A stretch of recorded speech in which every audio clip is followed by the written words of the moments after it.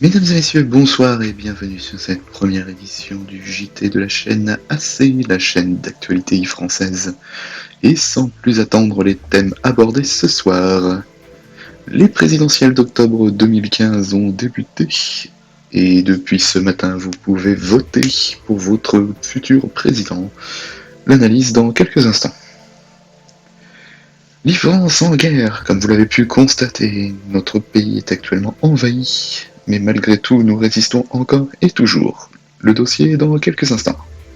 Et enfin, l'initiative de la semaine qui a été remarquée et qui continue à être remarquée, c'est le MDT.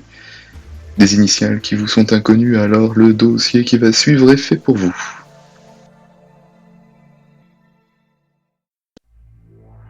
Et depuis 20h40, les résultats donnent en tête le candidat Kan Bankai de l'Union des libres penseurs soutenu par le parti Le Point Tricolore.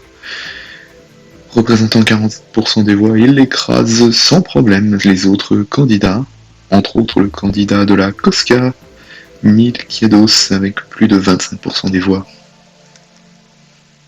Et les résultats sont Kan Bankai ULP et Le Point Tricolore qui rassemblent à eux de peu près 40% des voix, Milquiados de la Cosca avec plus de 25% des voix, Souchouki de l'Union des Patriotes français avec 15% des voix, Alexandrin de la Sainte-Église Cartonique 12% des voix et Jim Gaynor de la Fédération du Commerce avec à peu près 8% des voix. Nous avons donc comptabilisé au total 77% d'abstention. L'actuel président Elini termine donc son mandat et laisse sa place à son actuel ministre de la Défense. Souhaitons donc bonne chance à notre nouveau président et bonne continuation aux membres du gouvernement précédent.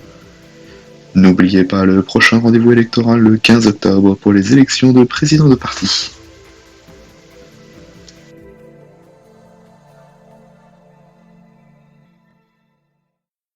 Comme vous l'avez certainement constaté, l'une des conséquences marquantes du mandat précédent est l'entrée en guerre de l'Ifrance et son annexion quasi totale.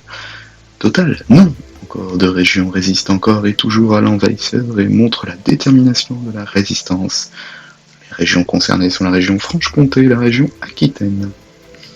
Cette guerre aussi fait monter un débat des plus intéressants. L'Ifrance doit-elle continuer à rester dans l'Alliance Orion ?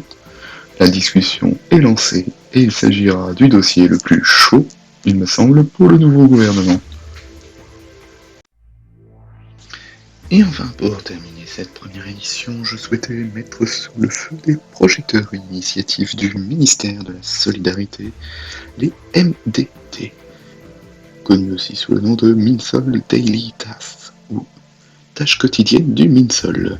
Sous forme de mission ludique, journalière, les MDT permettent d'introduire les jeunes français dans notre société tout en leur donnant un coup de pouce non négligeable, qu'il s'agisse du savoir transmis ou de la récompense finale.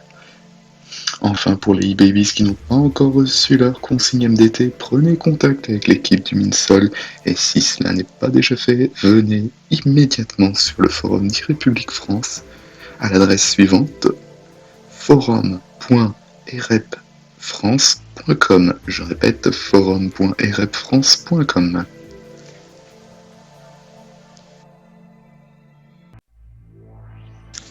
Mesdames et messieurs, c'est donc la fin de notre première édition.